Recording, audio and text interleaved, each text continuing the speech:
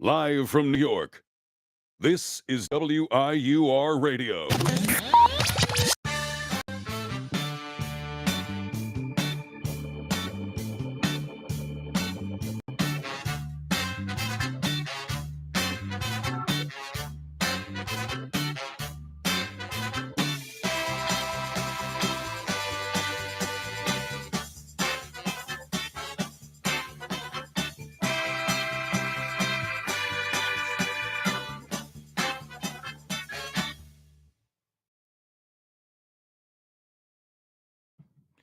Hello, everybody. I'm Jason Adams, and welcome to the second, hopefully better, episode of GTSS Generic Talkin' Sports Show.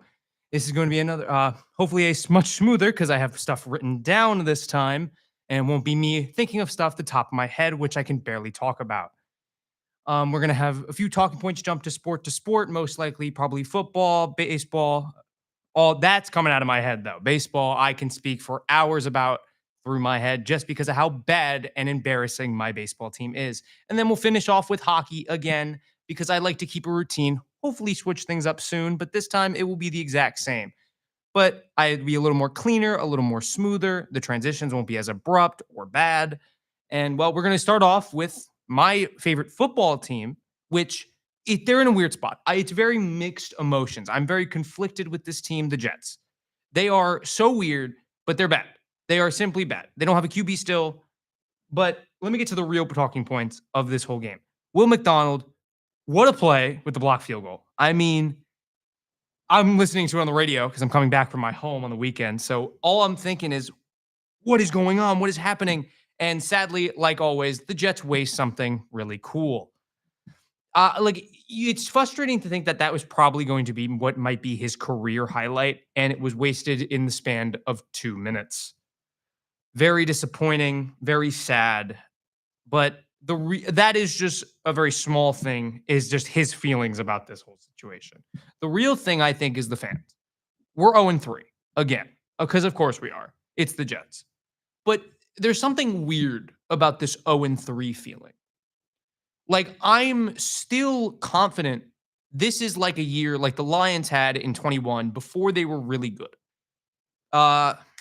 Johnson, I don't remember the Lions coach's name, but Aaron Glenn, I feel like, is going through that exact same process. He is the games other than the Bills week, but both games they have lost. They could be 2-1, right? 2-1 right now. It could be the complete opposite of what it is right now. Aaron Glenn has me confident because he has shown more competitive games than when Saleh was the coach. I know it's only been 3 games, but there is a competitiveness to this team. It's weird. Aaron Glenn, I think, will be the guy of the future. I think he will be our Lions head coach, our guy. Because there's always that one guy. I think Saleh was the guy before the guy who that'll come up again later when I speak of something else. But I think he will be the guy. Now the quarterback is another whole entire situation. It's a mess. It's the Jets quarterback situation. It's always a mess. But I think the big thing to talk about here is Tyrod Taylor is a good backup quarterback. He is average. That is good enough for a backup. But the problem is he's going to be the starter probably because he's probably played better than Fields has. And I know Fields had that really good week 1. I know he looked good, but then teams figure out Fields so easily. That's why he hasn't been able to thrive in the NFL. His run game is immediately neutered. He cannot pass the ball good enough to only be a passer. He has to have that run gimmick. He has to have that run ability. And if he doesn't, he immediately wets the bed. He can't handle the pressure of being a passer in this league, and he needs that running to complement that. Now, like most quarterbacks, like Lamar Jackson is a runner, but he can pass the ball exceptionally still. Like, it is frustrating to see this, and it's still saying that even though Fields is still younger, and he's still only 26, and he still has potential, the moment a team figures him out, he's useless. He cannot, the moment they figure out his running game, he cannot play. It is just so bad. And the problem is Tyrod Taylor is not much better, but he's better because he can pass the ball better. He can run a little bit, but he's not a Fields runner. But he can pass. Like, there's 2 downsides to this. Fields is one of the best running quarterbacks. I'd argue probably the best running quarterback in the league. But the problem is he can't pass the ball. like those top quarterbacks in the league. If he could pass it, he'd be not on the Jets right now. He'd probably be still on the Bears, and they'd probably be competitive or something. But defenses figure him out so easily when they neuter that run game. And it is just frustrating to watch when Tyrod Taylor, who is like a 35-year-old career-long backup, is probably going to be your starter for most likely the rest of the season because Fields is just so average or just bad. And it's so frustrating.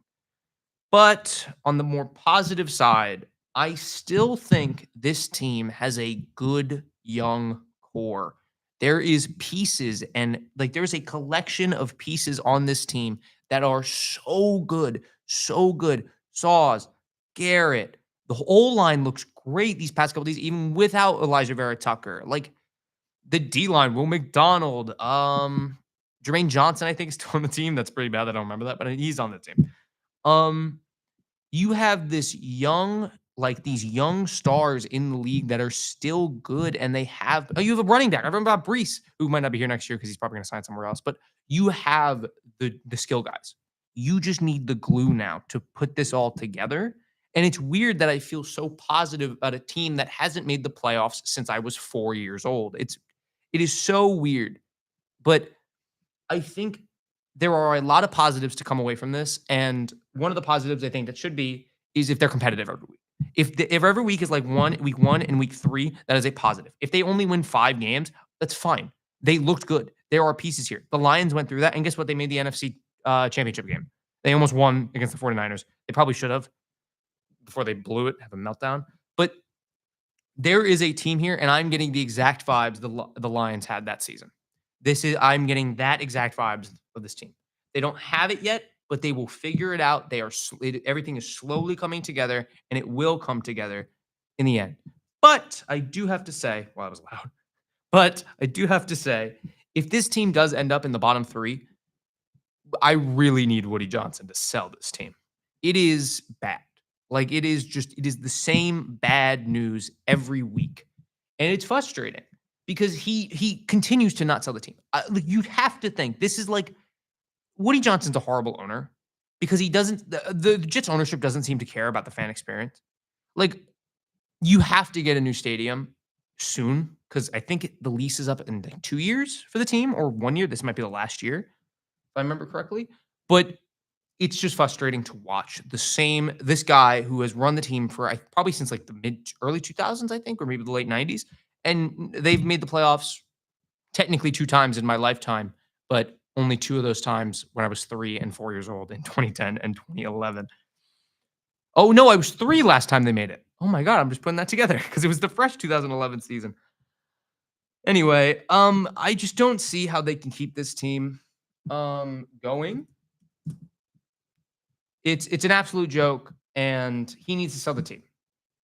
But to transition that into the other Giants, the other football team, excuse me, the New York Giants are also 0-3. So what is going to be a very horrible September for New York in football-wise. But I think there's nothing really for me to talk about because I really didn't watch the game because football is so frustrating with the Jets that it pisses me off whenever the other team plays. But the Giants are in a more interesting spot because they have an interesting young quarterback. Russ went 18 for 32, 160 yards, and 2 interceptions. That's no. He needs to. I know he had a good week 2. They still lost. Then he has a bad week 3. He has bad week 1, bad week 3. He has a bad week 1, a career best week 2, and then a week 3 that is garbage. It's bad. And he needs to be, I think, taken out, benched, and give Jackson Dart a chance. Now, I know you have a GM and a coach who are thriving off probably their last season running the team if they suck. And they are betting on the veteran quarterback instead of putting all their faith into a young, just freshly drafted quarterback. And that makes 100% sense. But the problem is you're out of options now. If the Giants go 1-6 over the next, if they're 1-6 by week 8, Brian Dable's probably fired. Like, I don't see how they keep him. It makes no sense to me. General manager, I think, would get a little more time. Maybe by like actually no. I'm gonna change that. I think both of them get fired at the exact same time if they're fired. I think they are linked together in this little bunch because you have Dable and dude, I need to look. Who's the Giants GM again? Yeah, I didn't get too many notes apparently. Joe Schoen. I don't know how to say that, but we're saying Joe Schoen. Joe Shane. I believe both of them will be fired at the exact same time if they're fired, which is more realistically the end of the season. I do think Dable could finish, and I think that'd be better for Jackson Dart's development to keep that coach to the entire season because we saw what he did with Brian Dable did with Allen. I think you get another white boy quarterback in, it's going to be hopefully the same success with Dart. But yeah, that's all I really have to say about football because the next section might be 30 minutes long. I will be ranting for 30 minutes straight right after this. New York City and proud alum, if you're looking for a career in media, Iona is the place to be. From internships to real-world experience, Iona's media program is unprecedented. Take it from an industry professional who made it in the biz. Now back to WIUR, Iona University Radio.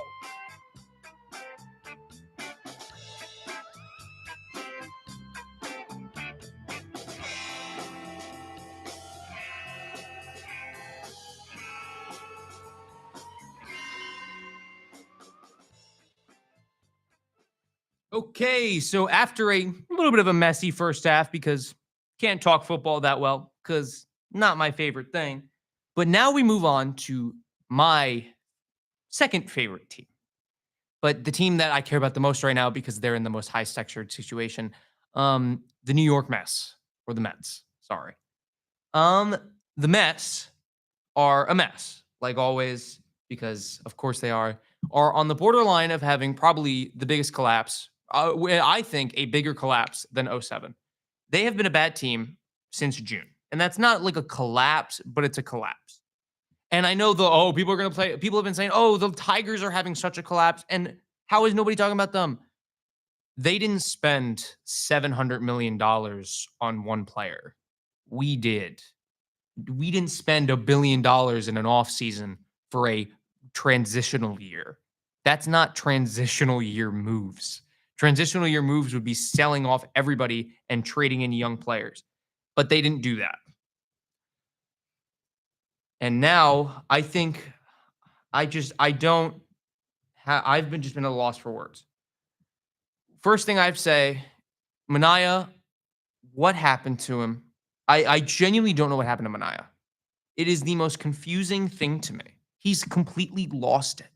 He went from a top 10 Cy Young finish last year, I believe. I think he might have just got a top 10 vote, but he got a Cy Young vote last year. What happened to him? What happened to every Mets pitcher? We are relying on 3 rookies who are going to be rookies next year, who might hopefully be all competing for the Rookie of the Year next year, which they probably will be because Nolan McClain has probably some of the nastiest stuff I've ever seen. But this is not a positive talk. This is a negative talk because this team has no positives ever. You just lose a 3-game set in home, the final home series of the season, to the Washington Nationals. You have lost your control of your playoff spot. You now need to probably, in my opinion, go 5-1 or 4-2 at least. And the Reds, because you don't control your own destiny anymore. The Reds control it. The Reds have all the power in the world to kick you out of the playoffs. And even though they suck probably more than you do, the Mets don't deserve it. I think it's that simple. They do not deserve to play on the biggest stage. They haven't played like it for 2 months. Now, in my opinion, it will either be 2 things. They either miss the playoffs entirely or win the World Series. There are no in-betweens ever, and it's just that simple. But the fact that the offense dries up when the pitching is solid, but then the pitching sucks and the offense is perfect. Like I'm thinking of that series against Seattle or that game against the Padres where they scored. Let me go back to the Mariners game. They scored 9 runs, lost the game 11-9. Or last game, they scored 12 runs game before that they scored 2 runs the next 2 games. They scored 3 and then lost it in extras to an inside the park home run to a guy who, of course, I've never heard of. I'm not a baseball casual, and I probably will know him because he's a national. So he'll probably be there next year, torching the Mets like every single national did this year. But there's something weird, specifically weird about the Mets that they always do this. Oh, and by the way, the Mets play the Cubs tonight. The Cubs rolled over for the Reds, swept them in 4 games. They are going to be sweeping the Mets, and the season's going to be over. And I think that's very disappointing. Actually, no, excuse me. We are going to win this series. We're going to sweep Cubs and then get swept by the Marlins, just like '07. That makes a lot more sense. That's more Metsia. So, what are the issues? I don't know. I simply don't know. This team should be good. They really should be. They have the top end talent: Lindor, Soto, Nimmo, Alonso, Vientos, Beatty. Those two don't really not on the same level as Soto, Lindor, but they are my hearts. All right. And they haven't been the issue. Vientos was a big issue at the beginning of the season, but he hasn't been the issue right now. He's been very good, even though he's been a little cold recently. Beatty has been literally probably the biggest bright spot of the season, other than Soto, who has been worth every single penny and probably could have got 8 more money. I mean, this is a down year for him, and he still had his career high in home runs, has like a 950 OPS. But I do not know what is wrong. Now, there's obviously issues you can point to. The bullpen sucks. It's a mess. Even though Ryan Helsley, who has looked good over the past couple of days, which is a positive, it's still bad. Even though he's looked good, it's still, he blew so many games to the point where this good stretch, when they're already losing all the ground they had, is not a positive. It's just not. Taylor Rogers, you really gave up nothing. I'm not worried about Drew Gilbert, Jose Butto. Who else did they send in that deal? I'm not really worried about any of those guys becoming stars. Clearly, the Mets weren't, even though they tried to gas up Drew Gilbert when he went when he went psychopath mode. Like that was just because he's a psychopath does not mean he's good at baseball, and that clearly shows by his stats. But there's something that bothers me more, and it's the pitching, the starting pitching. Because Holmes, who has been getting flack, even though he only goes 5 innings, he's been a 5-starter. He's been a 5-4 starter who has been valuable. He was good at the start of the season, and he's been consistently, even though he hasn't been great recently, but he's still been consistently our number 5 starter, which is what you paid him to be. You did not pay him to be a number 1. You didn't pay him to be a number 2. You paid him to be a number 4 or 5, and he's been exactly that. So he hasn't been an issue. McLean, spectacular. Hopefully is the next Jacob deGrom of the Mets, or Doc, or Seaver. Tong, who I think will probably be better than McLean. I think he just has better stuff, even though the longevity kind of worries me because he's doing that Tim Lincecum build. He's skinny. He's put a lot of effort into that delivery, and that always scares you with injury concerns because that could just the contortion of the body. And Sproat, who I don't think will be a top-of-the-line starter. I don't think he is. I never thought he would be, but I think he can be a good 3-4 starter, maybe your last starter in the playoffs. Like he'll be your game 3, game 4 guy in a NLCS series or a World Series. So you're relying on those 3 aces, but then look at the actual starting pitching. Manaea, who is now getting subbed after 3 innings. It is pitiful. Frankie Montas is the worst contract handed out of the offseason. There's no doubt. I don't think anybody would argue that. It's 150% the worst. I mean, he's going to get $40 million to pitch 8 games, and he pitched like god awful in them.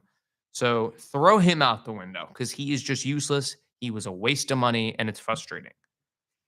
Who else? Why am I just forgetting all the starters right now?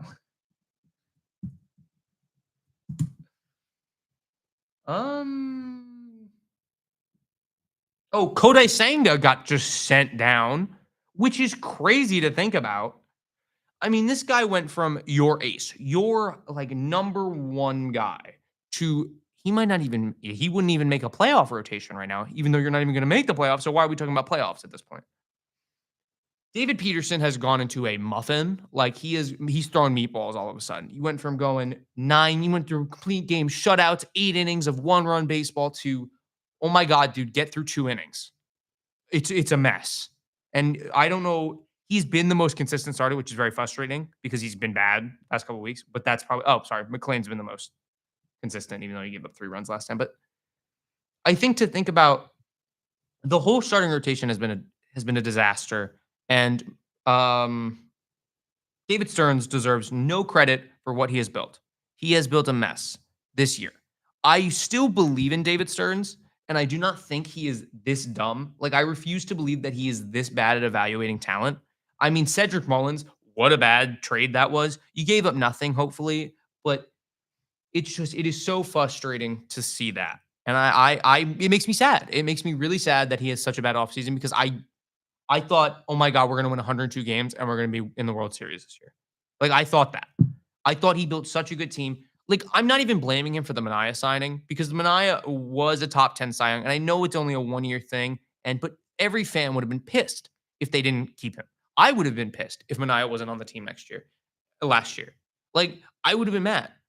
And he did it. He gave him I think it was a 2-year deal at like $43 million. It's been a mess. It's been a disaster, and there's no other words to describe that. Frankie Montas, I don't know what you're thinking. Like, I move on. I already talked about that. Helsley should be good. Guy throws 104. I know the velocity isn't everything, a lot of pitching movements and stuff, but he should be better. Plain and simple.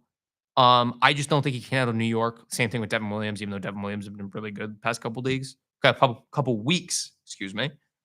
But I think he's just one of those guys who can't handle New York, even though he's been better. I still don't think that. Taylor, I like Tyler Rod, or I believe it's Taylor. Is it Taylor or Tyler? I always get those confused. I know they're twins, but it's Tyler. Tyler Rogers. I would actually like the Mets to bring him back next year. I do like him. I think he is good. I do. Who else we got? Reed Garrett sucks. He's on the 15-day IL now. He was just bad. Like, same thing with Stanek. Oh my God. I believe Stanek got out of the bases loaded jam against the Reds before we got lost that, we would have got swept, and that's just bad. But he's been bad. Gregory Soto is a mess and never want him pitching. Brooks Raley has been the only good, reliable lefty in the bullpen. And I love Brooks Raley, and I'm very happy the Mets brought him back. And I do kind of hope they bring him back again because he's been good. He's been one of the only good ones. But yeah, there's that. Braziban was so good to start the season. Cy Young to Braziban fell off the second half of the season. And then we also set the record for most pitchers used in a season. So there's that. But going back to, after talking about the pitching, I need to talk about the offense because the offense was the big issue on game 2 and game 3 of the National Series. Jeff and Pete, I said this last time, Jeff and Pete need to go. I know Pete is still having a good season, and I'm not blaming him for everything. And I know he had 2 good hot months, was cold for 3, has started to heat up again. And I'm not blaming him for this because there's been a lot of other issues. But Pete, I think there's 2 things I should think will change the culture a lot. But I think the big culture change would be getting rid of Pete, getting rid of Jeff. I think that is such a oh my gosh. They just let the face of the franchise right now, other than Lindor and Soto, walk. Like the homegrown guy, the guy who set the home run record for the franchise is just shipped out. That is such a message to the team that nobody is safe. If you suck, and if a season like this happens again, we will do this again. We are not afraid to change major things, which I do not think the Pete happens. The Jeff thing totally happens. He's gone. I want him traded. And if he's not, and he's on the team next year, I'm going to be pissed. It is such a culture shock to do that to the fans that I'm for it. I think the team needs it. The fans need it. Well, the fans don't need it. It would probably hurt the fans a lot. I don't know what I'm talking about, but it's frustrating to think about.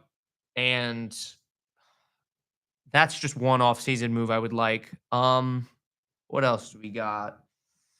Oh, excuse me. I've always been wondering, how do you fix it? I don't know if free agency can fix it. I don't know. There's probably some guys on the trade market this year. Hopefully a starter. And I think one guy Dylan Cease is a free agent. I would like that. I wanted Dylan Cease in the last offseason. Now, he hasn't been, I believe, great for the Padres, but I'd still like him because I think he would fix a lot of the issues. I'm still a big Dylan Cease believer, even though he had a bad year this year. He walks a lot of guys. I'm still the guy's good. We know he is. Even though I would particularly like Michael King more than Cease. I think King has way nastier stuff. I'd have to look at the stats for that, but that's just my brain thinking. I've seen a lot of King pitches the past couple of years because he was a Yankee. My whole family, a lot of my family's Yankee, other than me, pretty much, other than me and my brother.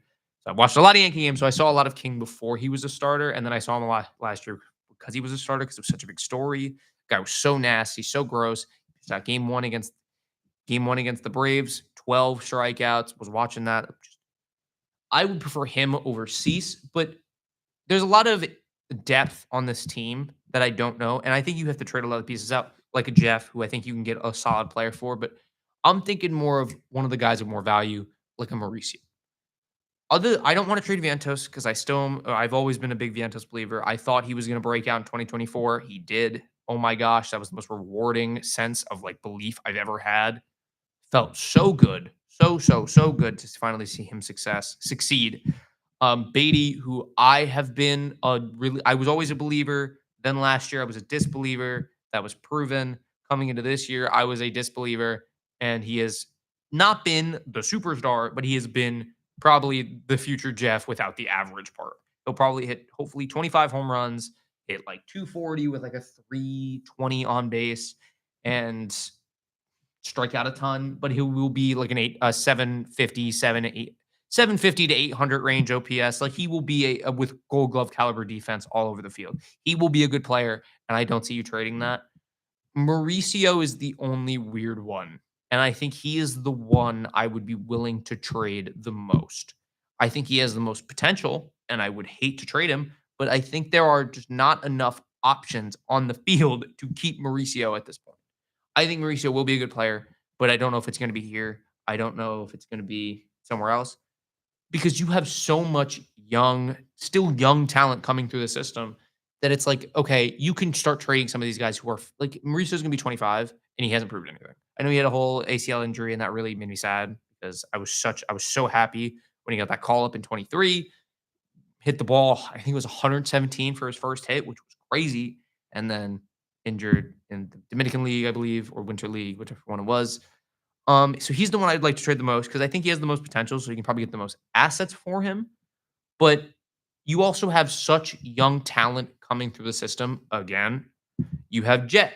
Jet Williams specifically is the next infield option, but I think he is going to be like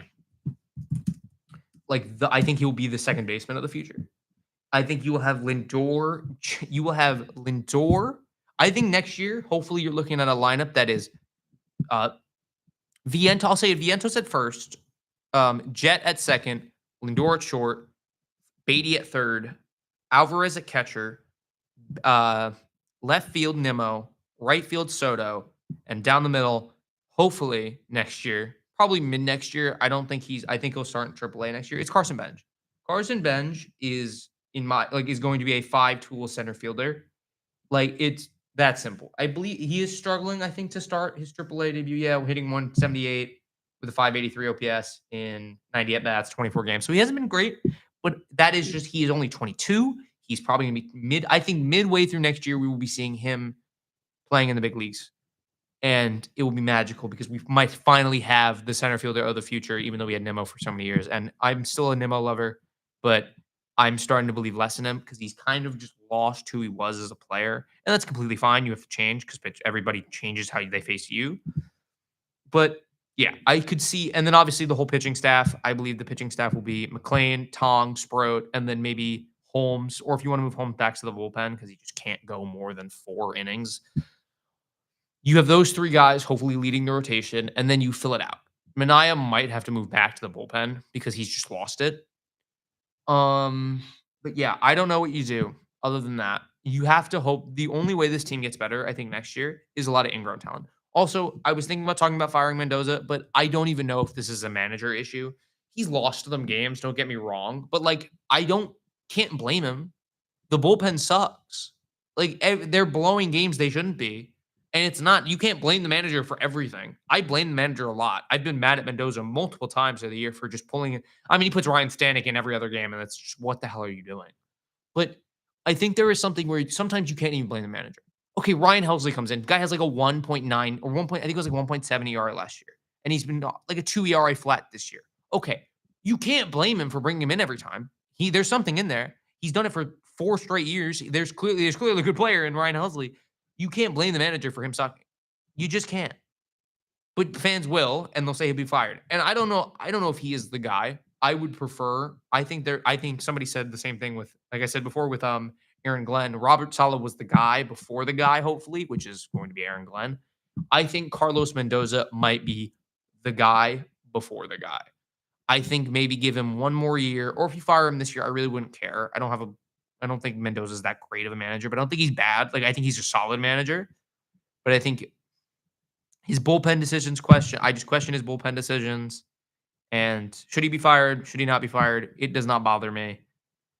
But yeah, I don't know what you do. You have a 3-game set up against the Cubs tonight, and it is this is it. This is the season. It's that simple. Tonight really is all that matters for the Mets, because if they lose, I think if they lose the series, season's over, because the Reds are playing the Pirates, even though the Pirates just have really weird pitching. Like, it's in a Great American Field. Like, you need the Pirates to win at least 2 games. You need to win 2 games against the Cubs, then you're back in control.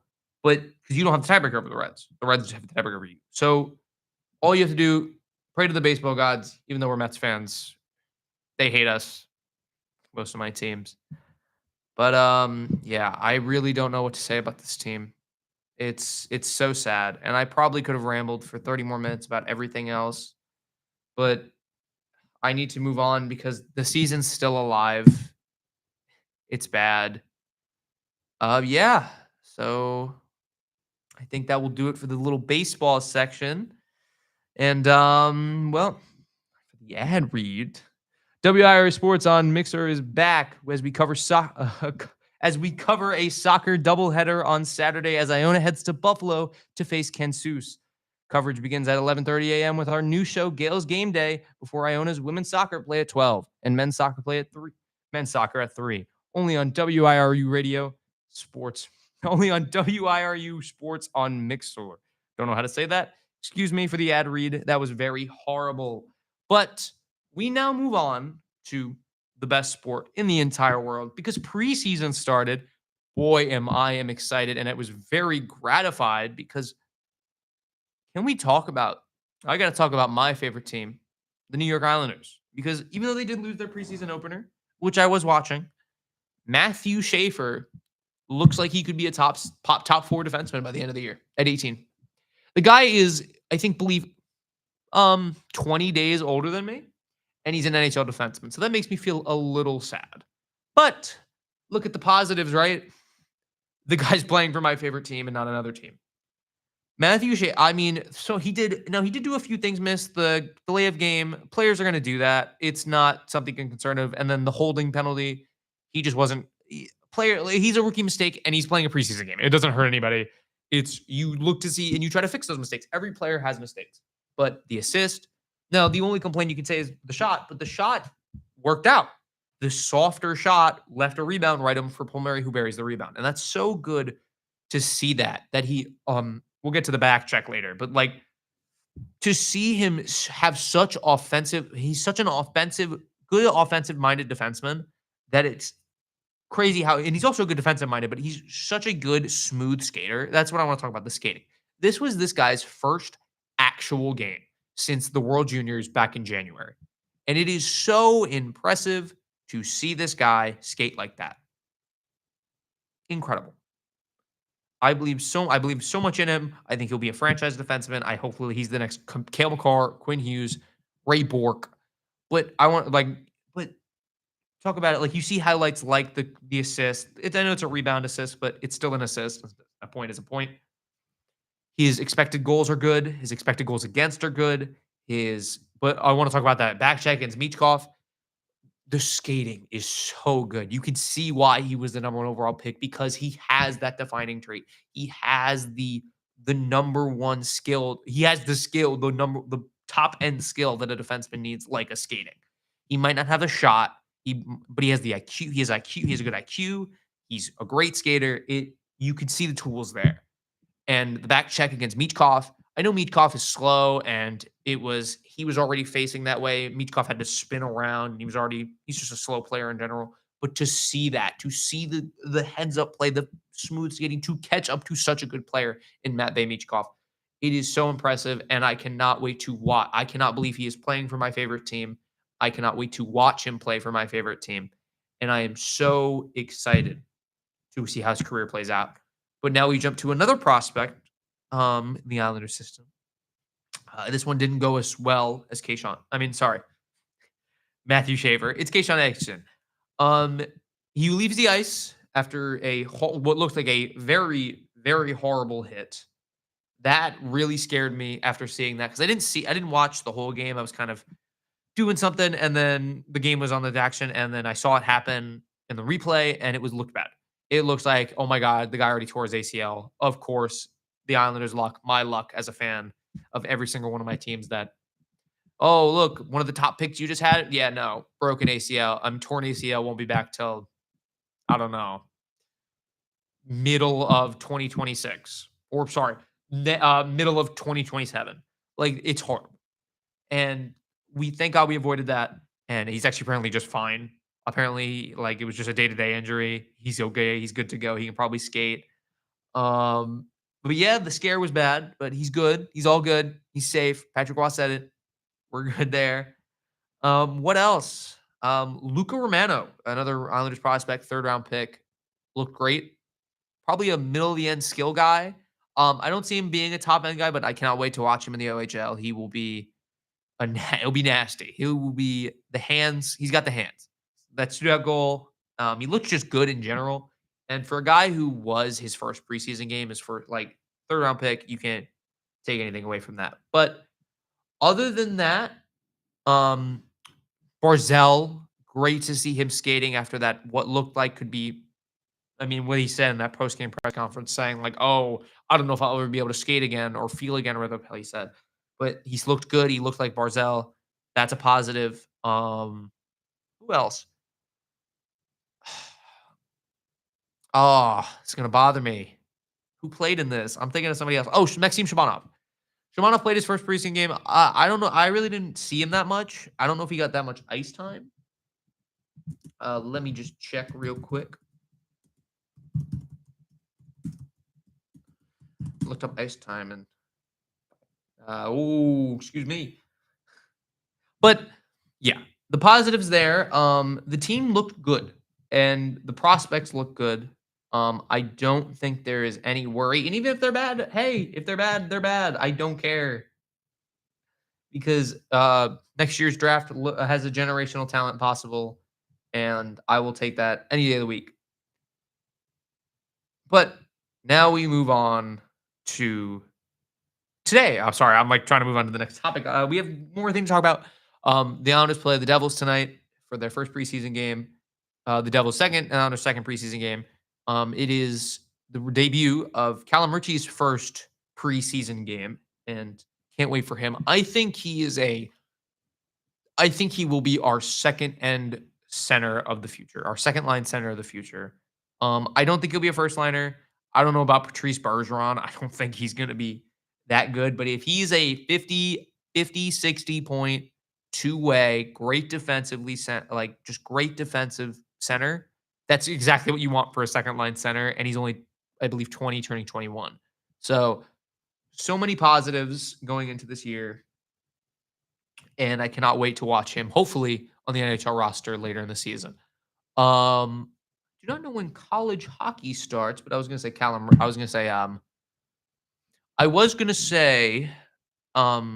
wait for Cole Eiserman. I don't know if Cole Eiserman is playing. No, because he's in college, so he can't play in the preseason. Such a dumb rule because he's not signed as the LC. But can't wait to watch Cole Eiserman play. That's exciting. Victor Eklund's not here. I believe Janel Prokhorov is also not in the training camp, which is kind of sad. I would have liked to see him because I think he's either a boom or bust guy. Like he will either be the greatest player in the league or he's either going to be the greatest player you've ever seen, like the greatest Russian. He'll probably be the next Artemi Panarin, or he's going to be out of the league in 2 years after he's just come into it. But yeah, there's that. Moving on to the Rangers, who I don't have a lot to talk about because I don't like the Rangers and I hate them. I don't like watching them. But the Rangers are in a weird spot because they looked good in the first preseason game. Um, but I want to specifically talk about Gabe Perreault because Gabe Perreault is a top 15 prospect in the NHL. Had just had, I think, a 56 or 57 point season in college hockey. And the Rangers called him up last year at 19, and they immediately started messing up his development. They kept benching him. They play him on the fourth line with no power play. And the Rangers just don't, the Rangers coaching and management don't seem to understand that's not how you handle a prospect. You need to take care. You need to, I'm sounding like a child. You need to make sure this player develops as smoothly as possible and doing things like um benching them for a game. Like they were way out of it and they were still benching him. You have nothing to win. You have nothing to gain and nothing to lose by playing him if it's 6 games left in the season and you're out of the playoffs. You give him that experience. You give him, hey, you'll get first line power play minutes and you'll be on the second line. We will try to develop you as quickly as possible, but we'll maybe ease you into it, maybe say third line, second power play line. But no, they say, hey, fourth line, no power play time. You're on, and we might healthy scratch you sometimes because you are not good enough. That's so bad. And you could see why Peter Laviolette was filed because he deserves it. That's bad. That is 150, that's 150% bad. Just you are messing up. You saw what happened with Kako. You saw what happened with Lafreniere. And I still think I think the Rangers should personally trade Lafreniere. And if I'm an Islander fan, and somebody said the Rangers are interested in Adam Pelech, I believe, and if they are, hey, give me Lafreniere for Pelech. I'd do that any day of the week. I still believe in Lafreniere. He was first overall pick for a reason. There's something in there. We've seen bright spots. Obviously, cost a lot more than that, but I'm just saying like general broad trade. But speaking of it, I think it is so frustrating to see what they did with Kako and then immediately ship him out. And guess what? I think he was almost a point per game in Seattle. He might have been just under a point per game. I think he had like 39 points in 42 games in Seattle. So there's clearly something there because Seattle put him, I believe, in the top 6. The Rangers keep him in the bottom 6. And guess what? They're doing the same thing with Lafreniere. Hey, Laf, you're our first overall pick. And we're competitive, though. So we're going to absolutely tank you. And instead of trying to let you develop while the team is good, we are going to put all the time in winning instead of making sure you get better. And obviously, there's some fault in the player. Like, I'm not saying the only reason these players haven't developed is because it's the Rangers' fault. It's not. It's obviously the team's fault as well. But I think it's more just frustrating to know that they're doing the same thing with Gabe Perreault that they did with Kako, that they did with and yeah. Speaking of it, other than that, some top draft prospects made their NHL debuts. You have preseason debuts. Michael Misa went over, got no points. I'm still happy they took Shaver. Shaver's got more points so far in the preseason. Ooh, leave that there. Who cares? But yeah, Misa Hagens can't play in the preseason, even though can't wait for him to be an Islander in 2 years. I think they'll trade for him in a couple. I think he'll demand a trade. To be honest with you, and that makes me so excited. But yeah, other than that, I believe that is all the stuff I have written down to talk about. Huh. Could have sworn I had a little more. Well, I think that is going to do it for me. I would say this show went a little bit better than it did because I didn't stutter as much. Still a little stuttering, but you can tell I'm a little camera shy still. Hopefully that wears off by the 3rd episode. But yeah, I need to definitely find more stuff to talk about because finishing this a little earlier than I should be. So yeah, that is going to do it for Generic Talking Sports Show episode 2. I hope you enjoyed it if you did watch. And I will see you all next time.